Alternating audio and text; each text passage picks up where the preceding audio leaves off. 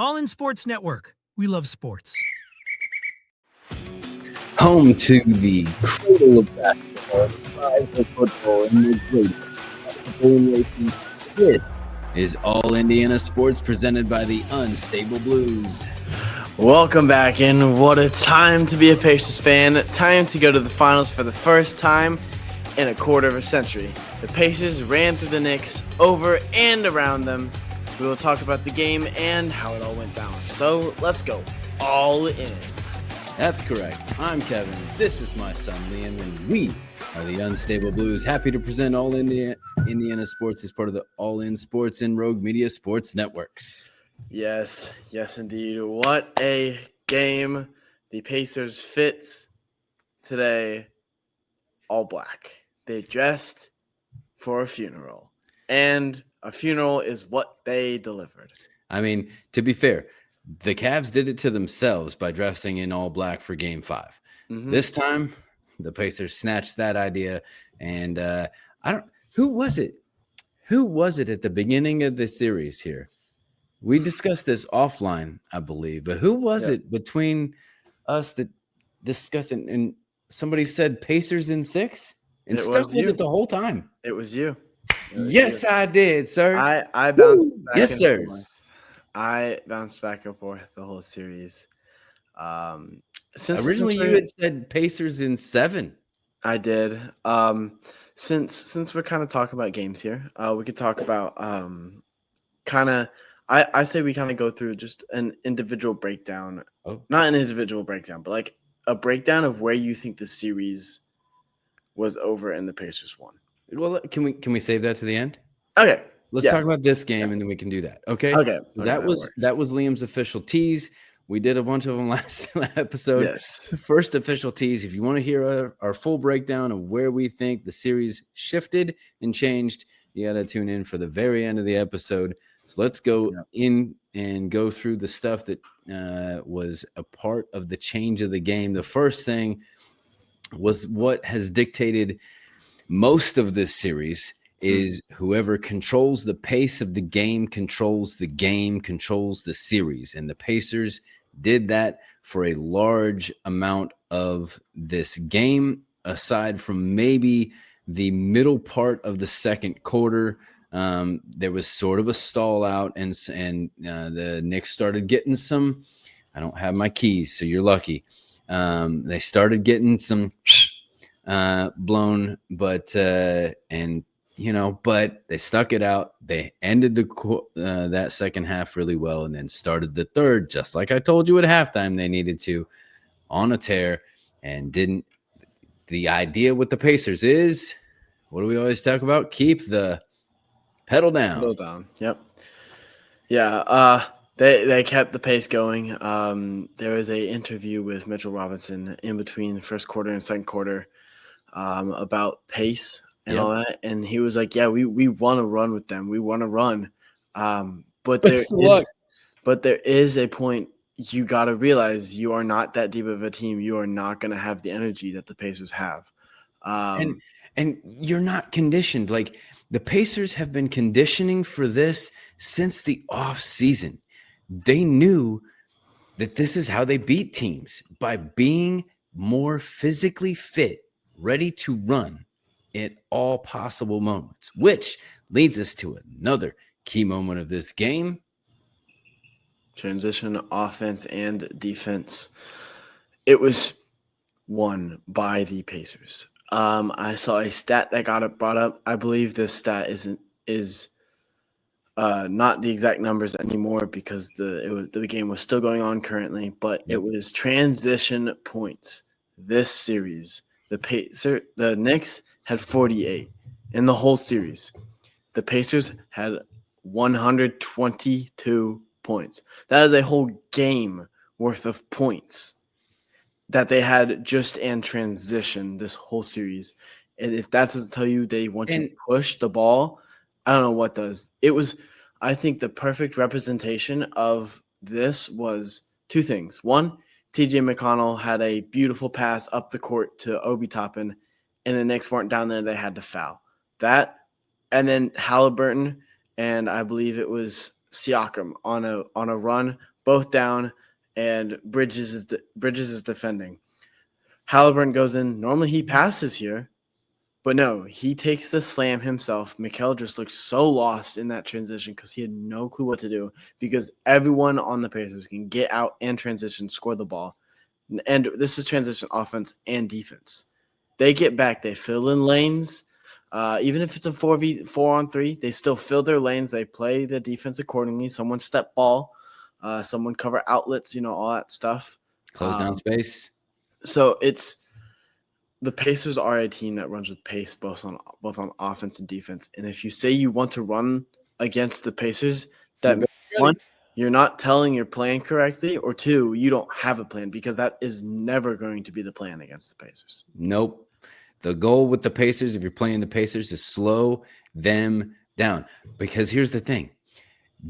All that transition stuff doesn't even include the magic of the Pacers off of a made basket where there's an inbound to a pass, to a pass, to a layup that you didn't even see coming because you're still celebrating the basket that just happened.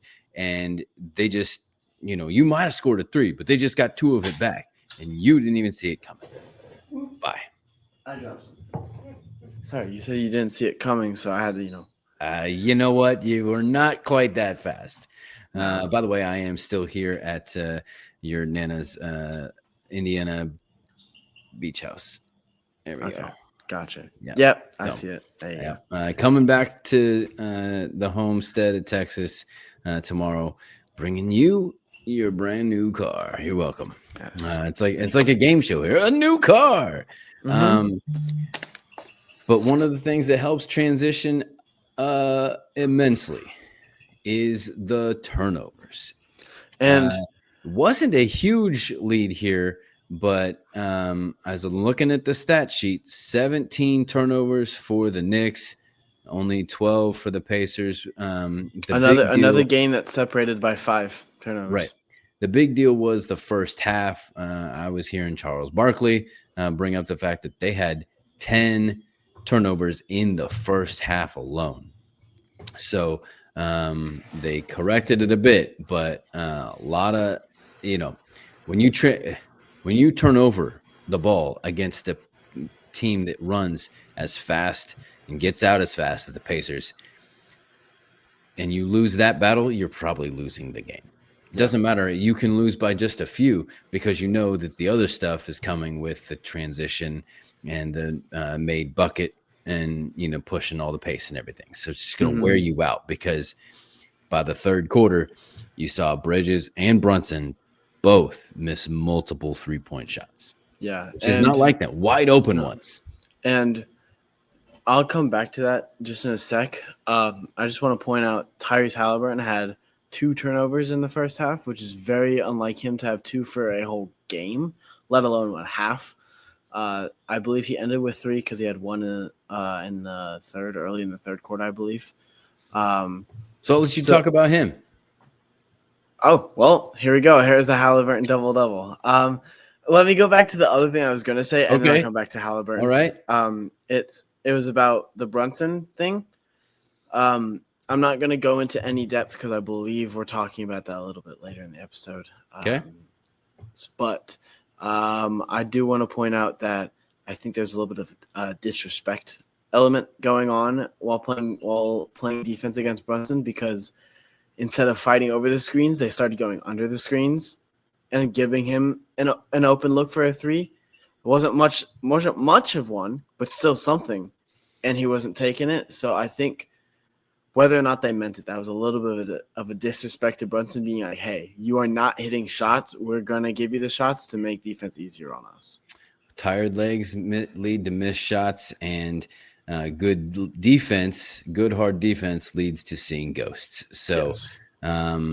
Why don't you continue on with the dude you're talking about?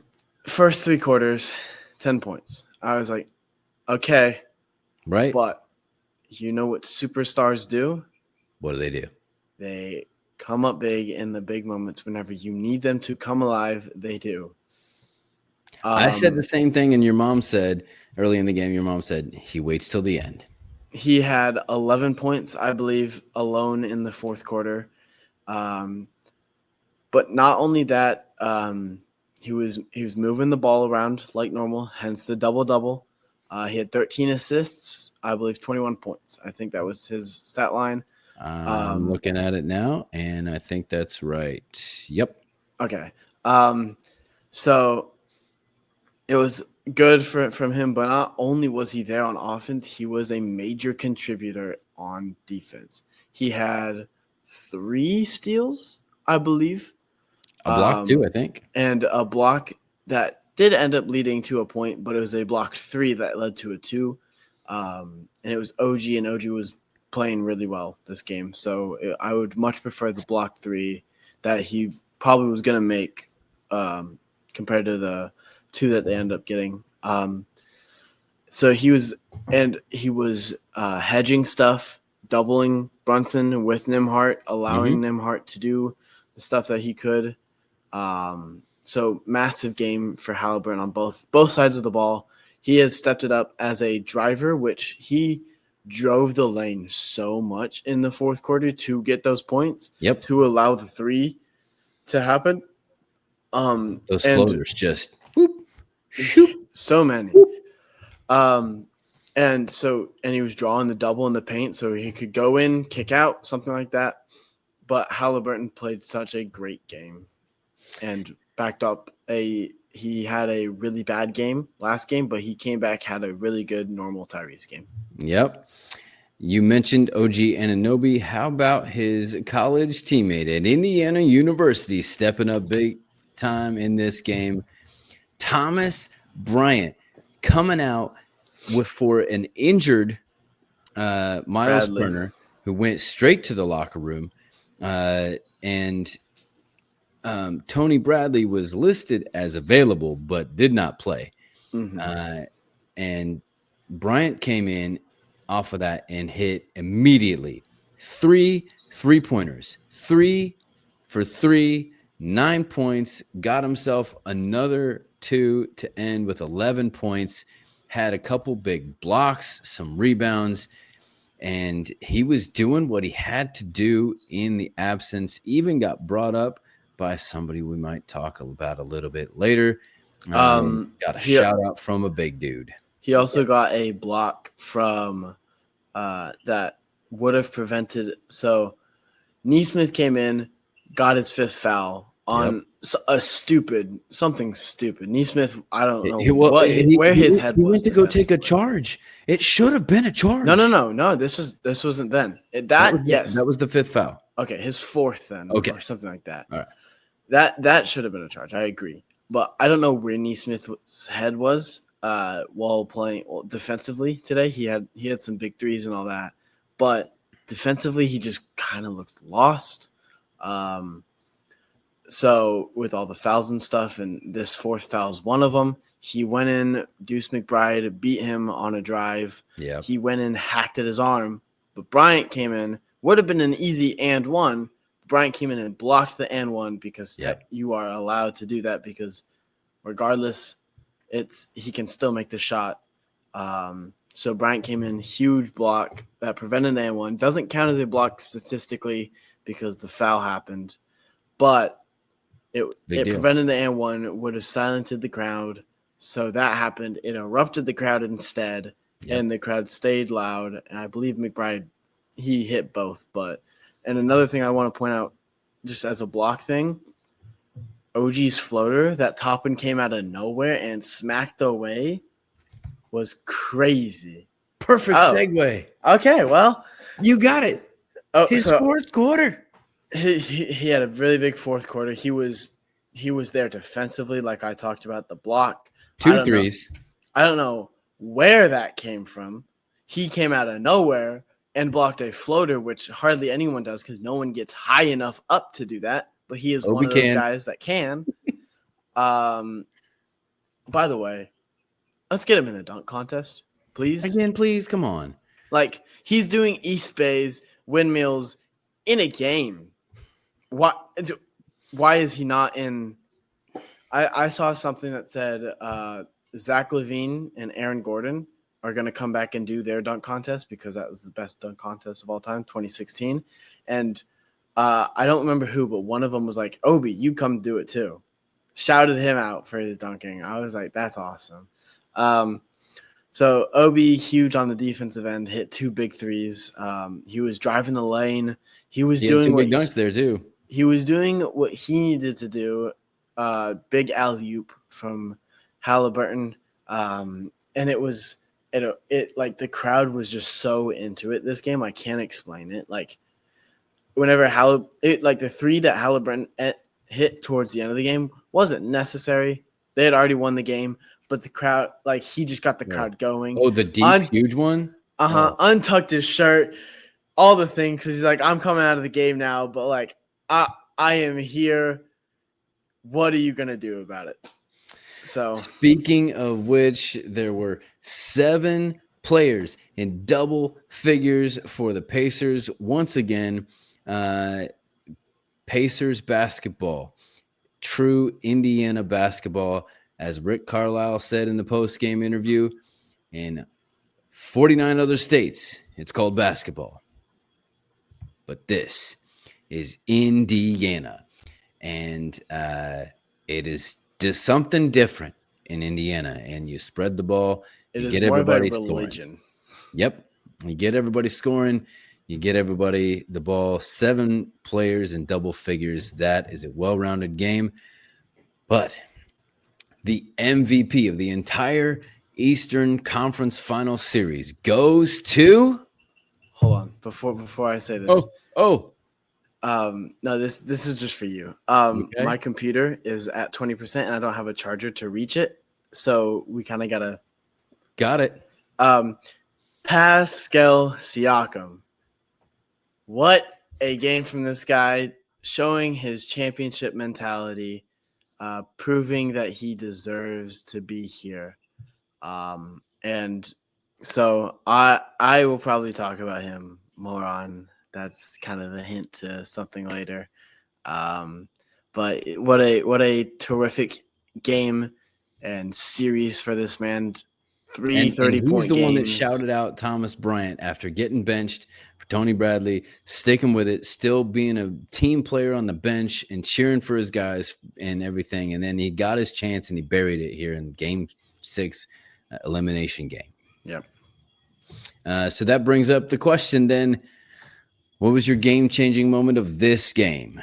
For basketball, we like to tend to go more towards the third quarter, fourth quarter stuff. I'm going really early. In the second quarter, whenever the Pacers started getting a big run at halftime, what started it? I look at this moment and say, this is what started it. The foul, 94 feet on Nembhard from Brunson, because Nembhard plays terrific defense on the other end, comes down, someone gets a bucket, and Nembhard is a part of it. Nembhard assisted it, or he got the bucket. Don't remember what happened. And then Brunson gives him a shoulder on the inbounds. Yep. And then dives on barely any contact. Right. And Mikal Bridges also set an illegal screen that Nembhard, he sold it, but he did it because Bridges wasn't set. Yep. So that was my moment. All right. I am going to give you another Nembhard one, but this is much later in the game. This is Nembhard for 3 with 4:20 left in the game. That was the last major timeout and game shifter to me that kind of really put it away. So Nembhard has not come on nearly as strong in this series as the other 2 series in the playoffs thus far. But he showed once again in the big moments, there's not many other people I'd rather have with the ball than him, especially the people that not many other people know about. Does that make sense? Calm, cool, and collected. Just ready to go. Just ready to play some ball. Yep. Speaking of which, then, who is your player of the game? It's the Eastern Conference Finals MVP. It's Pascal Siakam. Dropped another 30 bomb. 3 in this series. So half of the games he scored 30 in. One of the games I like to say he alone won them the game pretty much, kept them in the first half, and then continued to do what he did in the second half. He was such a big contributor, not only on his offensive, but I was happy to see him play defense on Cat today because he played exactly how I had said active to. hands, didn't he? Active hands. He was all over the place. Whenever Cat hooked, he sold it, got the foul. Yep. He was not letting Cat get any easy buckets, which allowed Turner and Bryant to focus strictly on Robinson because Cat really didn't get any easy stuff going. Yep. So it was Siakam was there defensively, and also since it's the end of the series, throughout the whole playoffs, he has been there with the mindset, not only for him, but for the whole team with championship experience. He's like, job's not finished. Yep. At the beginning of the series, they needed 8 more. They need 4 more now. 4 more wins. Yep. That's exactly what Turner said in his post game as well. My player of the game is Andrew Nembhard. Came out ready to go, ready to play some defense, was all over Big Baby Brunson and didn't let him go the entire night. Even when he would score directly in his face, he's like, fine, let's go. Let's keep going at it. Took a headbutt too. Yep. Wears him down into the fourth quarter. And like I said, tired legs lead to missed shots. And that's exactly what happened. The little stat here, 6 steals for Nembhard. Active career high. 6 steals on not some throwaway player, on Brunson. Yep. And the first time in the series, Brunson was held under 20 points. And so there you go. Andrew Nembhard wins it for the defense. I like it. You wanted to know this from the beginning of the episode. So really quick, give me your moment, game-changing moment of the series. Game 1 was crazy. Winning that was phenomenal. I was like, okay, we're going to go back to Indiana 1-1. But we won the second game in New York, which put us ahead in the series. So it has to be something from game 2. And I want to be honest, I don't remember a ton that happened in game 2 because I was doing stuff then. And they just kind of like sneakily came back and won the game in the third quarter and never let up. And so I'm going to go, this was in the third quarter, kind of part of that.